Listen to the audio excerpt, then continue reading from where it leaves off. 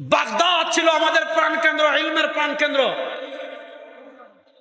হযরত কাউসারী রাহিমাহুল্লাহ ইমাম ইবনে আসাকিরের বরাতে লিখেছেন, কি লিখেছেন?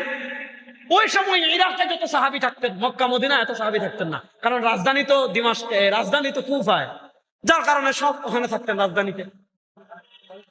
একটা জিনিস ভালো করে খেয়াল করেন, তাতাররা যখন আগ্রাসন চালিয়েছে বাগদাদে, হালাকুখা আপনারা জানেন, আবুল হাসান নদভী রাহিমাহুল্লাহর বই পড়লে এগুলো পাবেন। তাতাররা যখন বাগদাদে আগ্রাসন চালিয়েছে, পুরো বাগদাদকে ধ্বংস করে দিয়েছে, পুরো বাগদাদকে একদম নিঃশেষ করে দিয়েছে। তিলোত্তমা নগরী দজলা ফুরাতের তীরের বাগদাদকে একেবারে শেষ করে দিয়েছে, সব মানুষ মেরে ফেলেছে, সব ঘরবাড়ি একদম বিরান করে দিয়েছে। হালাকুখা যখন বাগদাদের লাইব্রেরির সামনে, মাকতাবার সামনে দাঁড়িয়েছে, হালাকুখা তো একটু বর্বর টাইপের, মানে মঙ্গলরা একটু বর্বর, একটু না পুরাপুরি জঙ্গলি স্টাইলের ছিল, অর্থাৎ তাদের ভিতর মনুষ্যত্ববোধ বলতে কিছু ছিল না। জিজ্ঞাসা করেছে এটা কি, বলেছে লাইব্রেরি। কি করে? বই পড়ে জ্ঞান অন্বেষণ করে। হালাকুখা বলেছিল যে বই তার জাতির পিঠ থেকে তরবারির আঘাত রক্ষা করতে পারে না, যে বই তার জাতির পিঠ থেকে তরবারির আঘাত বাঁচাতে পারে না, বইয়ের দরকার নাই, সব বই ফেলে দাও। বই ফেলে দিছে।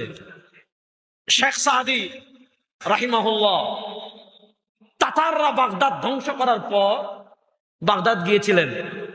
বাগদাদের অবস্থা দেখার পর তিনি মানবতার কবি হয়েছিলেন। তো মঙ্গলদেরকে, তাতারদেরকে অনেক মুসলমান ইয়াজুজ মাজুজ মনে করছে, এবং আপনারা ইতিহাস জানেন যে মঙ্গলরা যখন দিমাশকে গিয়েছে, মঙ্গলরা দিমাশকে যাওয়ার আগেই মুসলমান দিমাশক খালি করে চলে গিয়েছে। মনে করেছিল যে তাতারদের মোকাবেলা ঈসা আলাইহিস সালাম ছাড়া কেউ করতে পারবেন না, আল্লাহর বাহিনী ছাড়া, ঈসা আলাইহিস সালামের বদদুয়া ছাড়া।